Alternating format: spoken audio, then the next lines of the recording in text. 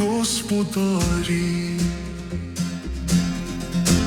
Виявляє то називого, де самогношенєво. Найцай, найсає май потоль, мох йохільна є той. Javi буде наші навезені, народ затопають мою ні. I know you hate me every time I'm turning these down, but we got a video to make, guys. And I am back to make a quick video. It's a simple video that will demonstrate the type of gatekeeping that's out there, especially in the high places in the academia circles. Now, you would think that those are people with high morals and all that, but it's on the contrary, guys. Most of them are gatekeepers in a sense where they have life work of material behind them based on a certain worldview that they've adopted or not. So they have books that they're still selling or that they're still getting royalties from and things like that nature, and they're still getting their prestiged, I don't know, place of work and things like that. And I want to tell you that there are many incentives for people not to take a look at new discoveries that will shatter most of the established dogma. And in this case, in this video, I would like to introduce, to present to you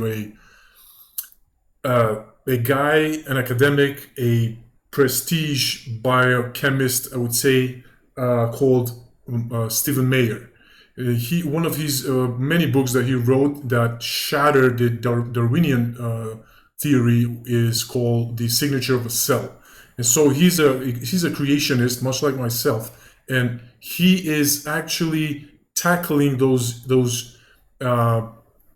established dogmas about evolution, about creationism on that level, on the academic level. And even he, which is a US guy, has studied in Europe, I think in Berlin somewhere, he is among those circles, he is up there, and even he gets the response that he gets. And he is kind of ridiculed and also put to the margins, put aside. And also he's gonna talk in like a 10-12 minutes video that I'm gonna show to you, just to show. So he's gonna tell you how those high circles of academia that are gatekeepers actually work. So let me get that video for you really quickly. All right. So, first I'm going to start by him presenting what his theory that he's trying to introduce in those circles is, and then I'm gonna jump to the beginning of the video where I'm actually going to say where he's going to explain like what those academics that are gatekeepers are actually willing to do and how far they're willing to go in many cases destroying lives, like destroying careers and stuff like that. They don't care. So if that is true for him, imagine how more it's true for our two Macedonian academics that deciphered the middle text of the Rosetta Stone using the scientific method. Everything is per mainstream as far as methodologies applied. And yet imagine what is the backlash that they get in those circles. I mean, we get like ridiculous comments like, oh well, it's not accepted. It's like it's been almost 20 years that this guy's work is not accepted. Well, I say to that, well, you got people like that, like this Stephen Meyer is going to explain to you. Also, those are the gatekeepers, but man, I mean, it's something. It's something. It's not easy. It's not easy. And also, Champollion, when he first decoded the hieroglyphs, his work wasn't accepted for more than 30 years. More than 30 years wasn't accepted. It's not like he changed it. It stayed the same. The methodology he used stayed the same. Like magically overnight it switched and somebody that was on a different generation, right, decided to take a look into that and he or she didn't have anything to lose in a sense where they didn't have to lose any credentials or any money that they're pouring in like freely, like some of the current guys may have. And so they saw it, it's objective, and they accepted it. So it's going to take a while, but it's not like our academics work is going to be a lie, and then overnight it's just going to change to a valid one. No, it is a valid one now because we as human beings can recognize rationality and can recognize objectivity when we see it. So without further ado, let me show this video to you. So Mr. Meyer, Stephen Meyer, is going to introduce, this is a somewhat older video, I'm not sure what the year is, but he's been on many podcasts. One of it was a Joe Rogan podcast that he went there. You might want to check him out. I love this guy. He's a great apologist, Christian apologist also. So he's going to introduce you to the actual theory that he's trying to present to people. So let me see, how can I do this? There you go, it's better. All right, enjoy guys. This is starting from 8:30, 5:30, and we're gonna watch until 8:30. And then that's like the one piece, the first piece where he's gonna introduce you guys to his theory. So here we go.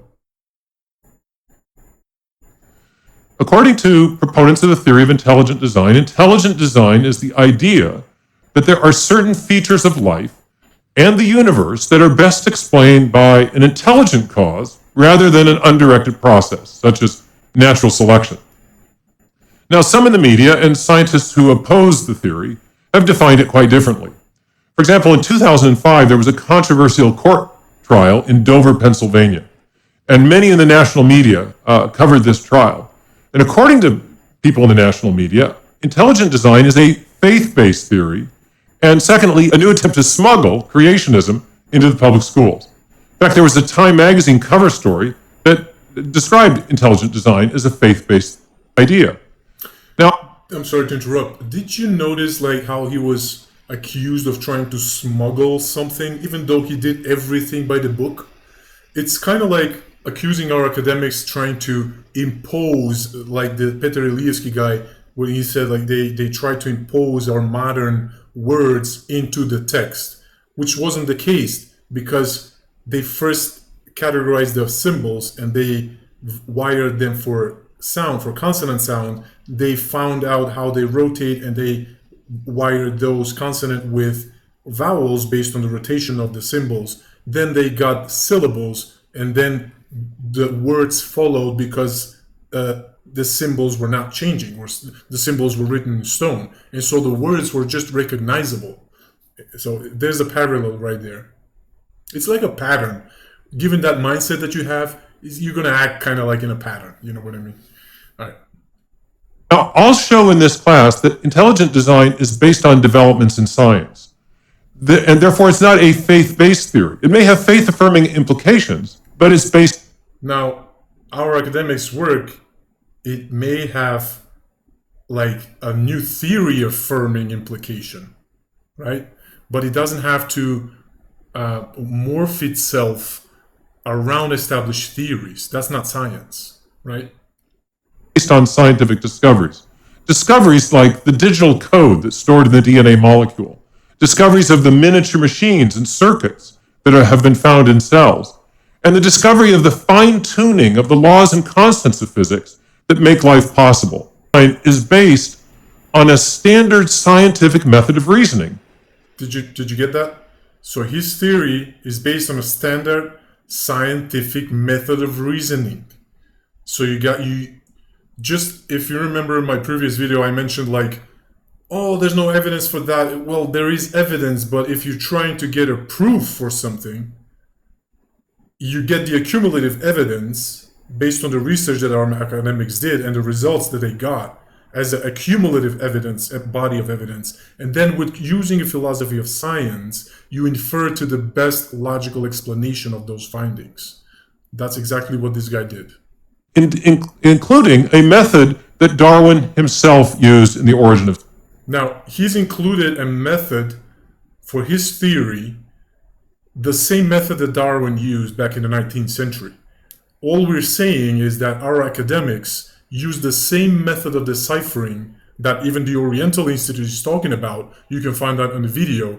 The same, very same method that the Egyptologists are using whenever they're deciphering an unknown hieroglyphic text. Of species. The other thing I'm going to talk about is that the theory of intelligent design is actually not a new idea at all. It has a new and modern manifestation based on these new scientific discoveries, but it's an ancient idea that goes all the way back to the Greeks and to the Roman philosophers. It was also a foundational idea during the scientific revolution in the 16th and 17th century in particular.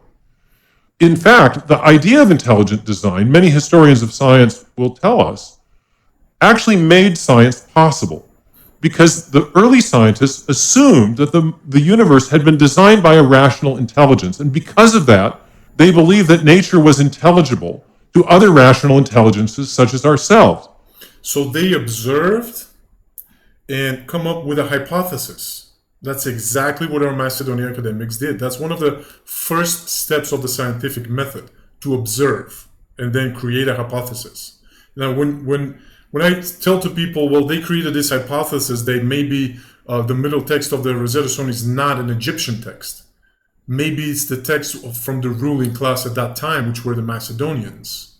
They didn't presume the nature of that language. They just presumed that it was a different language than the Egyptian one, because they observed irregularities made by mainstream when they deciphered the middle text of the Rosetta Stone. Namely, like a couple of pieces of that is, initially they think that just this type of demotic, which was in the middle text of the Rosetta Stone, not the other ones, not all the other ones, but this type of demotic on the middle text of the Rosetta Stone was taught word by word.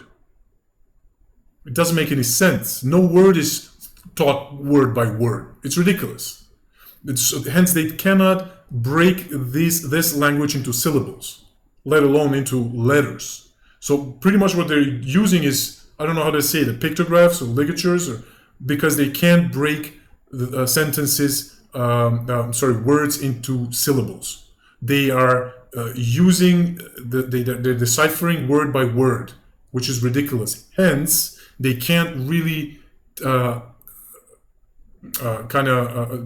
agree upon what the grammatical rules were for that language, for the middle text of Rosetta Stone, per mainstream, thinking that it is an Egyptian, when in fact it's an ancient Macedonian language as a Slavyan, with a Slavyan nature. So there's that parallel there. Nature had been designed by an intelligent mind. We should expect to find evidence of law-like regularities and discernible designs in nature, and therefore people like us ought to be able to study nature and learn from it profitably. In addition to this, these early founders of modern science thought they saw evidence of that rationality, of that intelligence in nature. Kepler saw evidence of rationality in the mathematical harmony of the laws governing the solar system. Boyle thought he saw evidence of intelligent design in some of the exquisite mechanisms at work in chemistry and physics. And Newton saw evidence of intelligent design in the match between the optical properties of light and the structure of the eye. They observed. A couple years ago, I was asked to testify before a commission called the U.S. Commission on Civil Rights. The U.S. Commission was investigating what they called the possibility that there might be viewpoint discrimination in the teaching of biological origins. I was called to testify about the theory of intelligent design, which at that time and still is not taught in American public schools.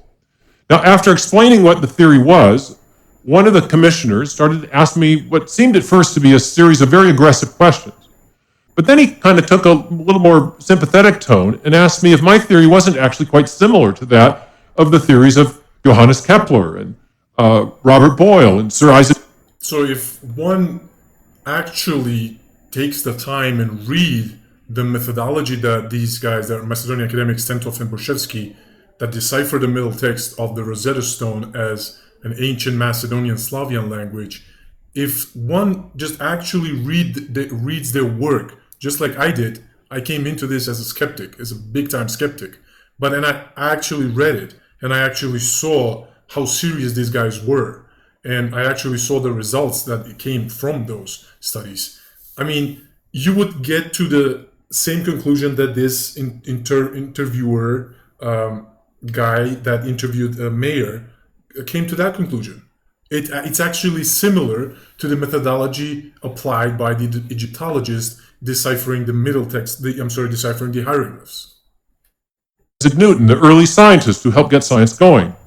I told him that it was, and that I described a little bit more about why, and then my opposite number at the hearing interjected. And she said, well, it's true, she said, that Newton believed in intelligent design, but he took great pains to keep his ideas about intelligent design, his religious idea of intelligent design, separate from his science. And this is what she said. She said Newton made a very clear distinction about how science should work. Newton's view was that we should understand the natural world solely by using natural processes, she said. And Newton said this for religious reasons, she claimed, because he didn't want God's existence or God's transcendence to be tested by the base methods of science. Now, it turns out that that's just historically false. And I was able to cite some passages from Newton at the hearing, which showed that he built his ideas about intelligent design right into the very structure of his scientific work. In fact, so they're trying to contaminate his testimony by lying, and they say that, okay, so they affirm that Newton was a religious guy, but like he separated his faith from whatever science work that he did. But in fact, it was the basis of his hypothesis. His observance led him to kind of formulate his hypothesis that there is something connected to faith with this. And why just gatekeep that? Why gatekeeping it? I mean, if the hypothesis is that, if it has faith affirming applications, then why don't you just let somebody disapprove that hypothesis, right? It is science after all, right? You should keep testing science. You do science by testing it, by trying to break things. And so when you think of that in terms of what our Macedonian academics endured, is like saying this Petriljevsky guy, the one that apparently debunked those, which is like the biggest joke since brother. I don't know. It's ridiculous. But he's actually over and over again, he's stating like that there are already established dogmas, and the academics didn't take into consideration those dogmas. Now, you don't do science that way. You do science no matter what the established dogma is. And so you would actually create your hypothesis and then test it. And then if it's true, it should confirm or destroy the established dogma. Something from which that Petriljevsky guy and others, many ignorant people that are just throwing those comments about him like it's something valid, like it has substance, and they themselves are not aware of this. So that's not how you do science. You can't create your hypothesis and then work around the established dogmas to create your results. That's actually unscientific, but by the textbook, unscientific.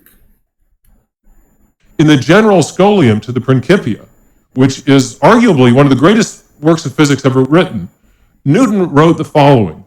He was talking about the fine-tuning of the positioning of the planets in the solar system. And this is what he said. He said, though these bodies may indeed continue in their orbits by the mere laws of gravity, yet they could by no means have first derived the regular position of the orbits themselves from those laws. Thus, this most beautiful system of the sun, planets, and comets could only proceed from the counsel and dominion of an intelligent and powerful being. Now, in the hearing, I was able to paraphrase a bit of that quote to make the point that Newton didn't separate his science from his ideas about intelligent design. He made arguments for intelligent design right in his scientific works, in the optics, and then again in the Principia, which was, as I mentioned to the commissioners, one of the greatest works of physics ever written. So what happened then to the idea of intelligent design? Well, let me stop right there. Now, it is to say that just as Newton proved wrong the accusations that he tried to keep the essence of his work, which was God, intelligent design, aside from science, so did our Macedonian academics kept the essence of their work objectively decoding by following the scientific method. They didn't separate linguistics from engineering, but they used linguistics to validate their objectively derived decoding by using their engineering decoding abilities. It makes perfect sense. I know one guy, Boyan, shout out to Boyan in the comments, also mentioned that many of the decoders in history weren't linguists, and I'm talking about decoders about languages. Many of them weren't linguists. Most of them were engineers. Even what Boyan said, I believe Enigma was decoded by an engineer, not by a linguist. And so you have that. Now, let me go back from the start so that you will understand how far these gatekeepers are willing to go, and as far as destroying lives, pretty much. Philosopher of science and a geophysicist by training. This is a class about... I'm a philosopher of science and a geophysicist by training. All right. This is a class... but he's not a whatever. He's not a linguist. All right. About the theory of intelligent design. It will parallel the content of two books I've written on the subject, Darwin's Doubt and Signature in the Cell. In the class, I'll describe the scientific basis for the theory of intelligent design. I'll respond to scientific and philosophical objections to the theory, and I'll explore its possible metaphysical and even religious implications. Mind you, Darwin wasn't a biologist. He was a theologian. You may have heard about the idea of intelligent design as the result of some controversy about it in the media. I was part of one of those controversies a little while back. In 2004, I submitted an article to the Proceedings of the Biological Society of Washington. That's the oldest peer-reviewed biology journal in America. It's published out of the Smithsonian's Museum of Natural History. Oh, Smithsonian. The editor there, Richard Sternberg, sent the article out for peer review. The article with intelligent design is the best explanation for the information required to build new animals in a period in the history of life called the Cambrian explosion.